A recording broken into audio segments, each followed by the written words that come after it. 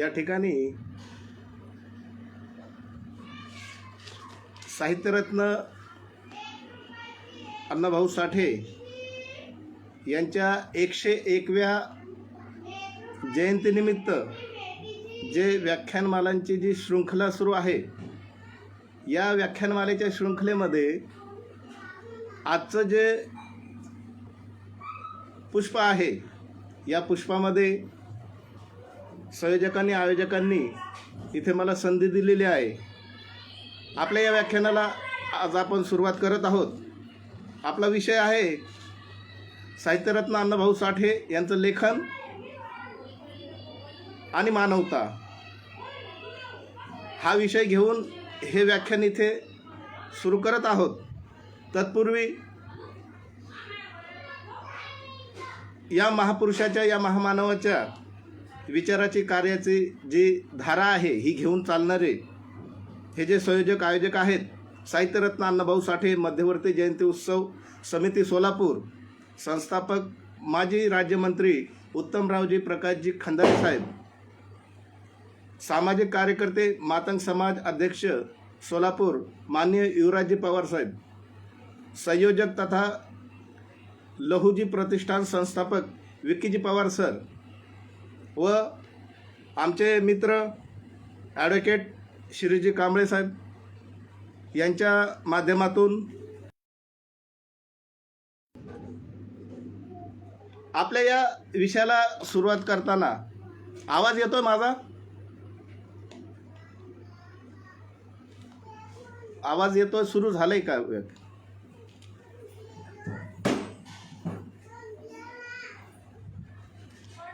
Hello Pawar sir,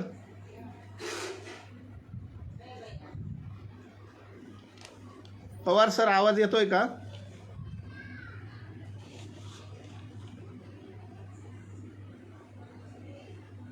okay, thank you.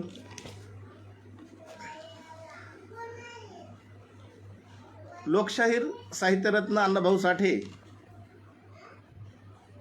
यांचं लेखन आणि मानवता हा विषय घेऊन पुढे जात असताना सर्वप्रथम मला साहित्य, हे साहित्य काय असतं हे अगोदर मला इथं थोडंसं स्पष्ट करणं गरजेचं वाटतं.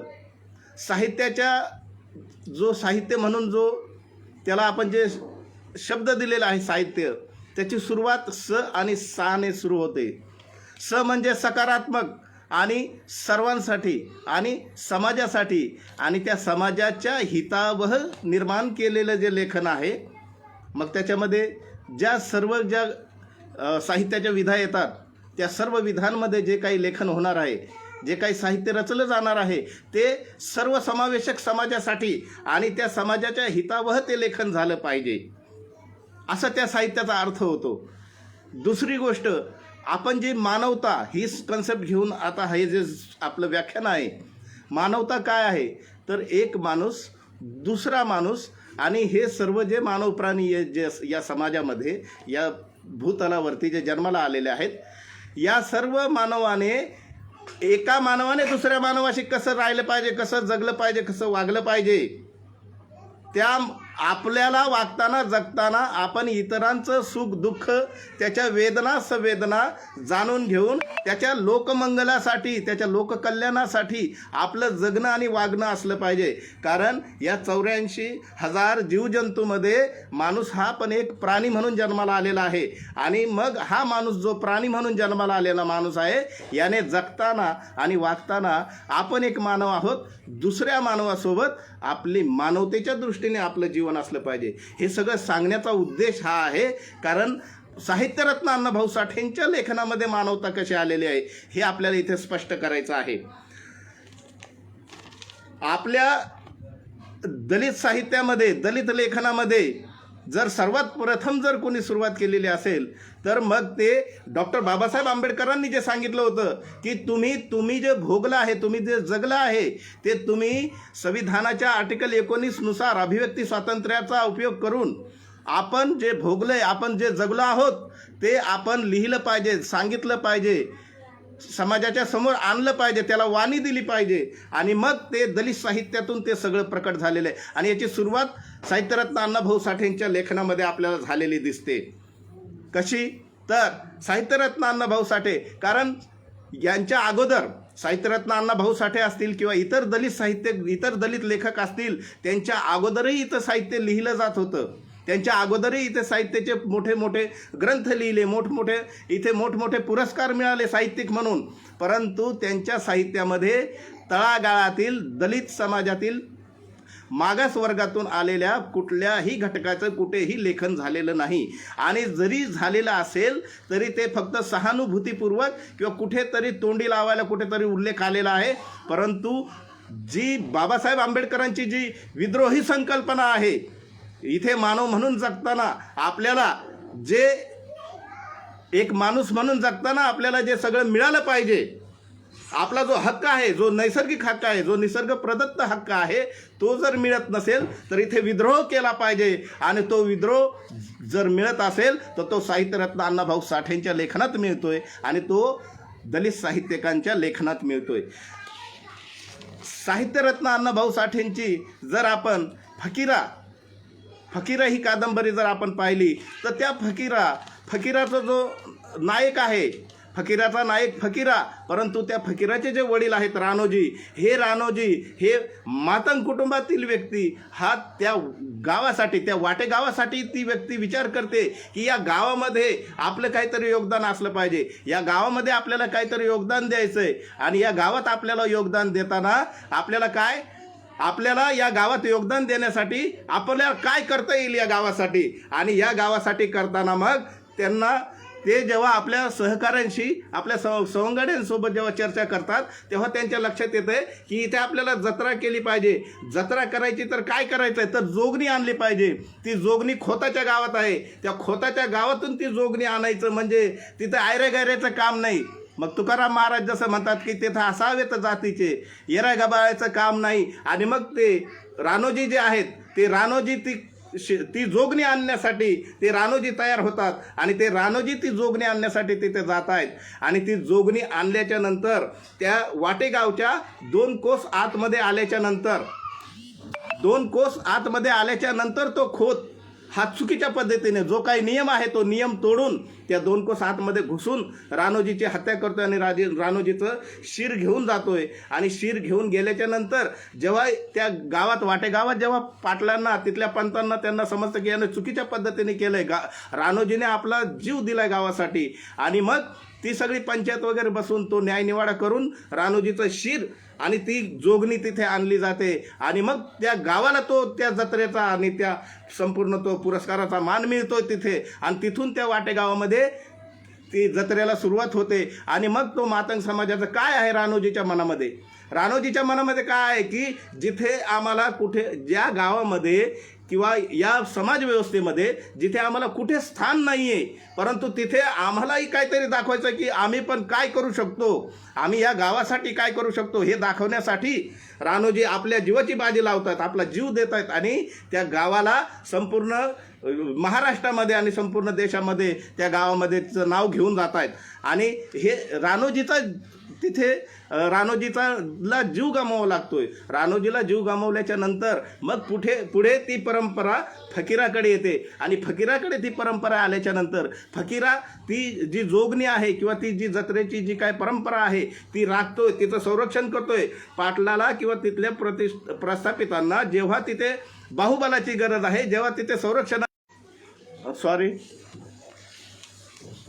फकीरा ती जी जत्रेची परंपरा आहे आणि ती जी जोगणी आहे त्या जोगणीचं संरक्षण आणि जत्रेची परंपरा पुढे घेऊन जातोय. वाटेगावला तो सन्मान मिळवून दिलाय रानोजींनी, त्यांच्या वडिलांनी. आणि फकीरांनी ती परंपरा सांभाळली, तिचं रक्षण करतायत, गावाचं नाव पुढे नेलेलं आहे. परंतु हे सगळं जे मिळवून दिलं या फकीराने आणि फकीराच्या कुटुंबाने मिळवून दिलेलं आहे. परंतु जेव्हा तिथे तापीची साथ येते, तापीची साथ आल्याच्या नंतर तिथले मांगवाड्यात, महारवाड्यामध्ये तिथे जे 20-20, 25-25 लोकांचे तिथे मृत्यू होत आहेत, तिथे अन्न नाही, खायला दाना नाही आहे. आणि अशा वेळेस जेव्हा तिथल्या प्रस्थापितांकडे जेव्हा फकीरा जात आहेत आणि फकीरा तिथं म्हणतात की आता महार आणि मांग शिल्लक उरतील, त्यांचा वंश शिल्लक उरल असं वाटत नाही. तर समोरचे जे प्रस्थापित आहेत त्या गावातले आणि तिथल्या त्या परिसरातले, ते फक्त शाब्दिक सहानुभूतीत येत आहेत, परंतु प्रत्यक्ष त्याला त्या वर्गाला आधार किंवा प्रत्यक्ष मदत त्यांच्याकडून मिळत नाही. आणि तेव्हा फकीराला तलवार उचलावी लागते आणि मग तलवार उचलून तो फकीरा हा ब्राह्मणाची आणि सरकारी तिजोरीची, सरकारी जो काही मालमत्ता आहे, सरकारी जो काही टॅक्स आहे, कर आहे, जो जमा केला एका ब्राह्मणाजवळ, तो तिथून लुटून आणून तो या गोरगरिबाला, तो त्या मांगा मारायलाच नाही, तर तिथं जो जो पीडित आहे, जो जो ज्याला आवश्यकता आहे त्याला ते वाटतं आणि त्याला ते जगवतोय. ही साहित्यरत्न अण्णाभाऊ साठेंच्या लेखनाची मानवता आहे. काय मानवता आहे की भुकेने तळमळणारे, तापेने जीव जाणारे या साथीमध्ये हा वंश जगतोय की नाही जगत असा प्रश्न आहे. आणि असा प्रश्न असताना मग तो फकीरा कुणासाठी, स्वतःसाठी नाही घेतोय, ती तलवार घेतो, ती समाजासाठी घेतोय. त्या समाजामध्ये तो कुठल्या जातीचा आहे, कुठल्या धर्माचा आहे हे ते बघत नाही. त्याच्यातही अजून एक विशिष्ट गोष्ट अशी आहे की जेव्हा फकीरा तिथे त्या ब्राह्मणाच्या घरी तिथे दरोडा टाकतोय, तिथे जेव्हा लुटमार करतोय, तेव्हा त्या तिथल्या महिला आणि तिथल्या स्त्रिया येतात आणि त्या म्हणतात आम्हाला हात लावू नका, तुम्हाला काय न्यायचं घेऊन जा. तेव्हा फकीराचं एकदम महत्त्वाचं वाक्य आहे. फकीरा म्हणतो असं जर आयाबायांची इज्जत घेऊन जर मारामागाचं पोट भरलं असतं तर आम्ही ते धंदे केले असते, परंतु आम्हाला त्याची आवश्यकता नाही. आम्हाला तुम्ही आई बहिणीसारख्या आहात, आम्ही काय उपटसुंडे नाहीत, आम्हालाही आई बहीण आहे. त्यांचा सन्मान करून फकीरा म्हणतो तुम्ही बाजूला व्हा, आणि त्यांचा सन्मान करून फकीरा जे काही तिथलं जे काही लूट करायचे ते लूट करून त्या समाजाला आणून देतात. त्यानंतर स्मशानातील सोनं ही जी अण्णाभाऊ साठेंची जी कथा आहे, या कथेमध्ये तो जो भीमा आहे, हा भीमा हा मुंबईच्या नगरीमध्ये राहायला गेलेला आहे. या मुंबईच्या नगरीमध्ये गेल्याच्या नंतर कोळशाचे खाण बंद पडलेले, कोळशाचे खाण बंद पडल्याच्या नंतर घरामध्ये उदरनिर्वाहासाठी साधन नाही. आणि अशा वेळेस मेलेल्या मढ्याच्या तोंडामध्ये किंवा त्या मेलेल्या मढ्याच्या राखीमध्ये जे काही सोन्याचे अंश आहेत, जे काही धातू त्याच्यात सापडत आहेत, ते जे काय त्याच्यामध्ये कण सापडत आहेत, हे सगळं जमा करून आणून तो भीमा हा कुटुंबाचा उदरनिर्वाह करतोय. आणि हा सगळं पूर्ण चालत असताना त्यांची पत्नी त्यांना म्हणते की हा जो उद्योग तुम्ही करताय हा चांगला नाही आणि भूताखेताचा तुम्हाला भेव वाटत नाही का. तेव्हा तो भीमा एकदम महत्त्वाची गोष्ट सांगतो. भीमा म्हणतो की भूतं कुठं आहेत, आणि भूतं जर असतील तर इथं जिवंत भूत आहेत, आणि मेलेले भूत हे स्मशानात आहेत, आणि हे जे जिवंत आहेत हे सगळे भूतच आहेत. त्याच्यामुळे त्या भूतांना घाबरण्याची गरज नाही. का? कारण इथल्या समाजव्यवस्थेने जे मांग असतील, महार असतील, सांभार असतील, भंगी असतील, मेहतर असतील, जो दलित म्हणून जो पिछडा वर्ग आहे, या वर्गाला सामाजिक, आर्थिक, राजनीतिक, धार्मिक, शैक्षणिक या सगळ्या स्तरातून याला बाजूला फेकलेलं आहे. आणि त्याच्यामुळे या बहिष्कृत समाजाला पुढे आणण्यासाठी, त्यांना प्रवाहात आणण्यासाठी फुले शाहू आंबेडकर असतील, साहित्यरत्न अण्णाभाऊ साठे असतील, या महापुरुषांनी काम केलं आणि त्यांना प्रवाहामध्ये आणण्याचं काम केलं आहे. आता प्रसंग असा आहे की तो भीमा जेव्हा एका सावकाराच्या तोंडामध्ये पहार घालून त्याच्या तोंडातून एक अंगठी काढून घेतोय, परंतु अजून काही आहे का ते बघण्यासाठी जेव्हा तो गेलाय, तिथला जो प्रसंग आहे, तिथला प्रसंग, जी मानवता मी सांगतोय, ती मानवता काय आहे की एक कुटुंब, एक माणूस आहे, त्याला उदरनिर्वाहाचं साधन नाही, त्याला या समाजव्यवस्थेने त्याला हद्दपार केलेलं आहे, त्याला मढ्यावर जगावं लागतंय, त्याला मढ्याच्या राखीवर जगावं लागतंय. परंतु तो जेव्हा ते मढे उकरायला जातोय तेव्हा तिथे आजूबाजूला सगळे कोल्हे टपलेले आहेत, आणि ती कोल्ह्यांची गँग आहे, आणि ते कोल्हेसुद्धा ते मढं किंवा ते प्रेत खाण्यासाठी तिथे बसलेले आहेत. आणि तिथे त्या भीमाची आणि त्या कोल्ह्यांच्या गँगची, त्या कोल्ह्यांच्या संपूर्ण त्या टीमची आणि भीमाची तिथे मारामारी होते. आणि तो भीमा आपल्या हातातील पहार घेऊन त्या कोल्ह्यांना मारतोय. इतकं म्हणजे साहित्यरत्न अण्णाभाऊ साठेंनी इतकं या समाजव्यवस्थेवरती इतकं कडाडून हल्ला केलेला आहे लेखनाच्या माध्यमातून, परंतु त्याची समीक्षा व्यवस्थित झालेली नाही. इतके मोठमोठे साहित्यातील पुरस्कार खूप लोकांना दिले. कुणी डोळ्यांचं वर्णन केलं, कुणी ओठांचं वर्णन केलं, कुणी रंगाचं वर्णन केलं, कुणी त्या सौंदर्यवतीचं वर्णन केलं, कुणी निसर्गाचं वर्णन केलं. कुणी मिथक लिहिले, कुणी धार्मिक पुराणातल्या कथा रचल्या. याला काय अर्थ आहे? मी मगाशी तुम्हाला सांगितलं साहित्य कशासाठी असतं. अरे समाजामध्ये जो वर्ग जगतोय, जो माणूस जगतोय, त्या माणसाच्या वेदना काय आहेत, त्याच्या समस्या काय आहेत, त्याचं दुखणं काय आहे, याच्यावर कुणी लिहिलंय? इथं लिहिलं साहित्यरत्न अण्णाभाऊ साठेंनी. आणि हे सगळं त्यांनी जेव्हा लिहिलं तेव्हा ही मानवता आहे की इथे माणूस म्हणून आम्ही जन्माला आलेलो आहोत, परंतु इथे आम्हाला जगण्यासाठी आणि इथे आम्हाला मंगलमय जीवन जगण्यासाठी काय आहे? काहीच नाही. आणि म्हणून महात्मा ज्योतिबा फुलेंनी जे शिक्षणाचे दारं उघडी केली, त्या शिक्षणाचे दारं उघडी केली आणि तिथे जी स्त्री शिक्षणाची चळवळ उभी केली, तिथे मुक्ता साळवे म्हणून जी विद्यार्थी होती, ती विद्यार्थिनी तिथे निबंध लिहिते. मुक्ता साळवे 9 वर्षाची मुलगी, की गुरुजी आमचा देव कोणता, गुरुजी आमचा धर्म कोणता, आम्हाला सांगा ना, आम्ही कुठला धर्म पाळावा, आम्ही कुठला देव पाळावा, हे आम्हाला सांगा. हा प्रश्न ती तिथे उभा करते. आणि तोच प्रश्न हा डॉक्टर बाबासाहेब आंबेडकरांनी 14 ऑक्टोबर 1956ला तिथे विद्रोही क्रांती करून, जी समाजव्यवस्था आम्हाला स्वीकारत नाही, जी समाजव्यवस्था आम्हाला माणूस म्हणून मानायला तयार नाही, ती समाजव्यवस्था, तो धर्म, ते धार्मिक पुराणं हे तुम्हाला लखलाभ असो, आम्हाला नको. आणि तेच प्रश्न साहित्यरत्न अण्णाभाऊ साठेंनी पुढे उभे केलेले आहेत. सापळा म्हणून जी कथा आहे साहित्यरत्न अण्णाभाऊ साठेंची, त्या सापळा कथेमध्ये अण्णाभाऊ साठेंनी जो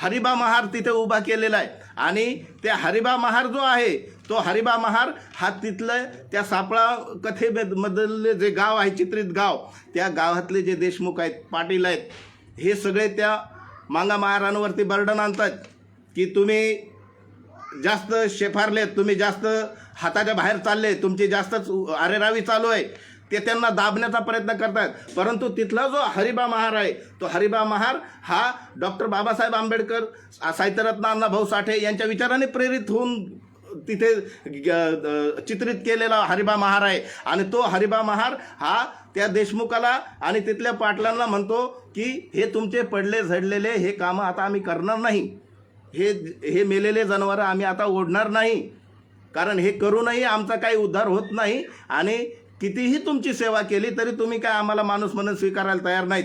आणि मग म्हणून त्याच प्रसंगी त्या गावामध्ये एका पाटलाच्या घरामध्ये एक जनावर मरतंय, तो बैल मेला आहे. आणि तो बैल मेल्याच्या नंतर ते सर्व ते पंचायत बसवत आहेत आणि पंचायत बसून तिथं मारा मागायला बोलून घेतलंय. आणि मग तिथं ते विचारतात की बाबा हे आता तुम्ही उचलणार ना, तर कोण उचलणार आहे? तिथला प्रसंग आहे की ते हरिबा महार म्हणतो जनावर तुमचं, सर्व संसाधने तुमचे, आणि मेल्यावर आम्ही का ओढायचे,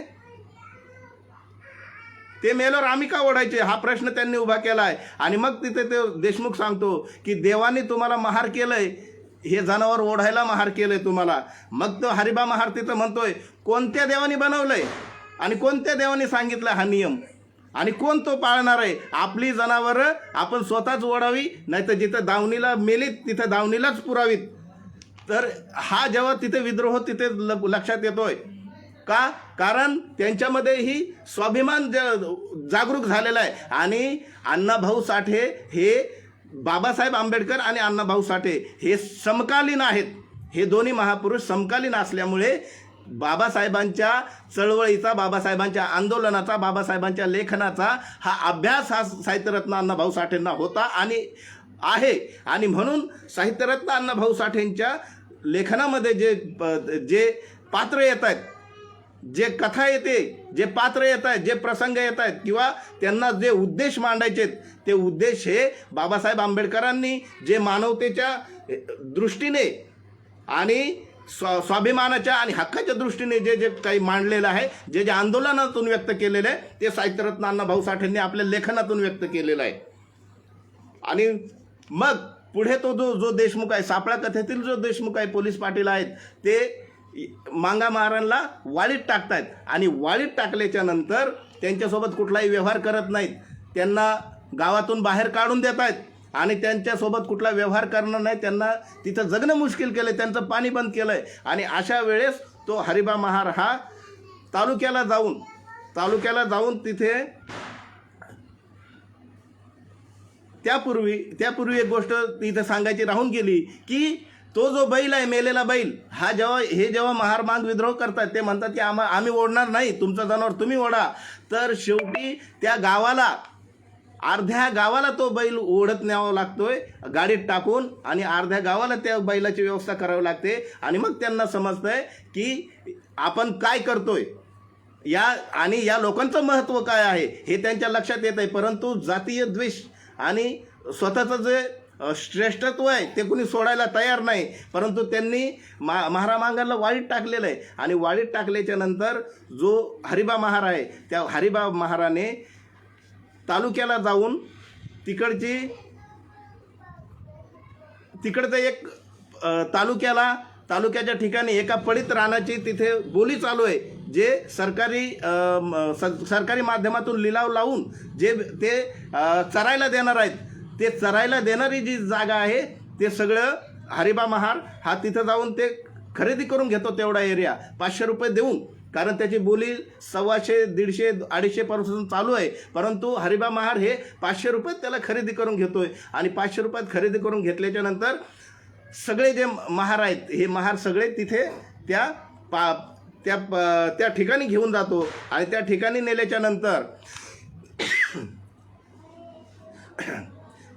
नेल्याच्या नंतर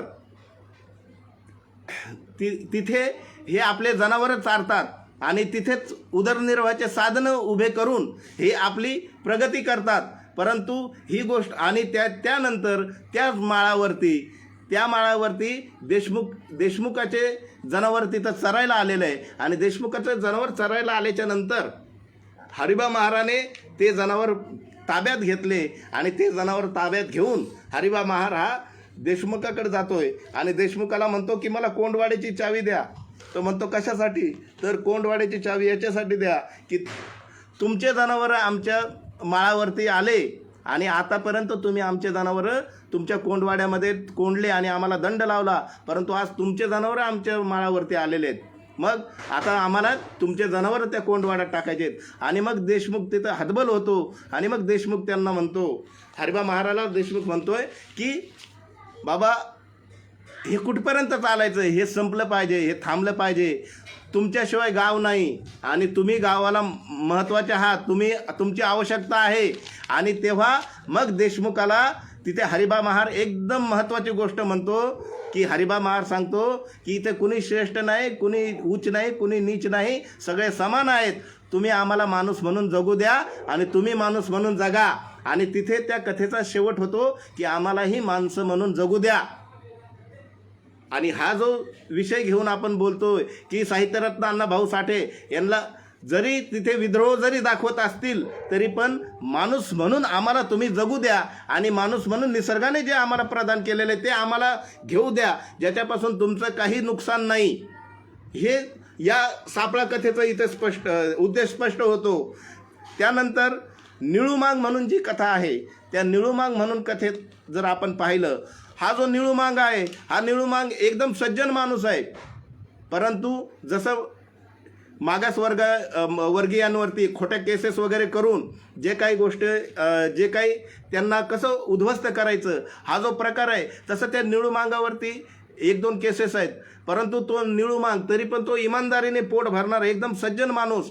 आणि तिथल्या त्या निळूमांगाच्या गावातील जे 2 भाऊ आहेत पाटील, त्यांचे आपसामध्ये पटत नाही. आणि आपसात न पटल्यावर ते दोघंजण आपापली शेती विभागून घेतात. आणि आपली शेती विभागून घेतल्याच्या नंतर जो छोटा असतो त्या छोट्याच्या शेतामध्ये हा मोठा जो त्याचा भाऊ असतो तो तिथे ते चोऱ्या करतो माणसं लावून, तिथे त्याला तो जगणं मुश्किल करून देतो. आणि मग तो शोधात असतो की एखादा इमानदार आणि चांगला धैर्याने लढणारा एखादा माणूस मला भेटेल का.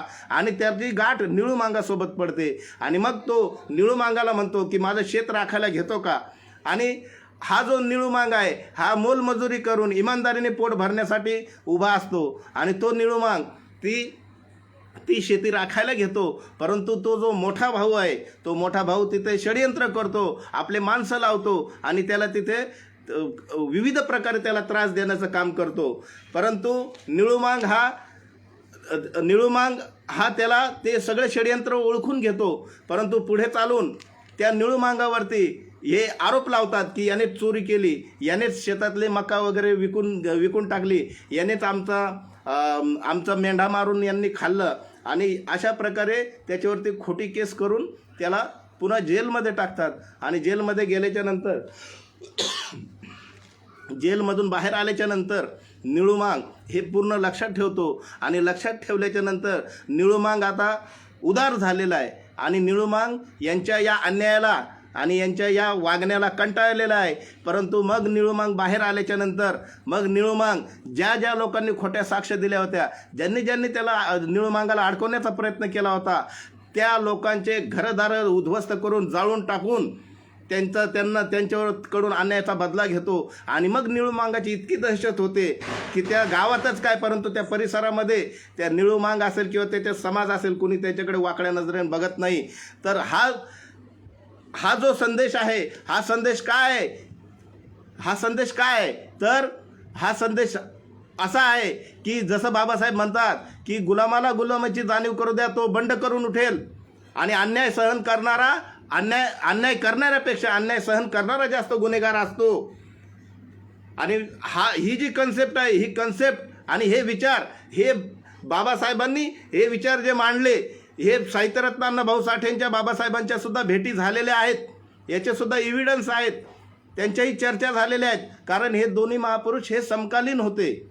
आणि जेव्हा मानवमुक्तीचा जो लढा आहे, बाबासाहेबांचा जरी इथल्या प्रस्थापितांनी, इथल्या मनुवाद्यांनी जरी हे बिंबवलं की हा फक्त स्वतःच्या जातीसाठी, महारांसाठी काहीतरी करण्याचा प्रयत्न करतोय, तरी पण हे याची देही याची डोळा ज्यांनी डोळे उघडून किंवा अभ्यास करून पाहिलं, त्यांच्या लक्षात आलं की ही चळवळ ही सगळ्यांसाठी आहे. आणि जर आपण बाबासाहेबांच्या आंबेडकरी चळवळीचा, त्यांच्या आंदोलनाचा जर अभ्यास केला तर सगळ्यात जास्त परिषदा ह्या डॉक्टर बाबासाहेब आंबेडकरांनी मातंग समाजाच्या परिषदा सगळ्यात जास्त घेतलेल्या आहेत, हे आपल्याला इथे पुरावे मिळतात. आणि याच विचाराने प्रेरित होऊन मग हे जे पात्र आहेत, हे पात्र साहित्यरत्न अण्णाभाऊ साठेंनी त्यांच्या लिखाणाच्या माध्यमातून इथं उभे केलेले आहेत. आणि या कथेची निळूमांग या कथेची जेव्हा सांगता होते, या कथेची सांगता होताना सुद्धा निळूमांगावरती मोठा आरोप येतो की यांनी सरकारी तिजोरी लुटली, याने इंग्रजाचा खजिना लुटला, आणि म्हणून निळूमांगाला तोफेवर द्यायचं आहे. आणि निळूमांगाला तोफेवर देत असताना तिथे तो पोलीस अधिकारी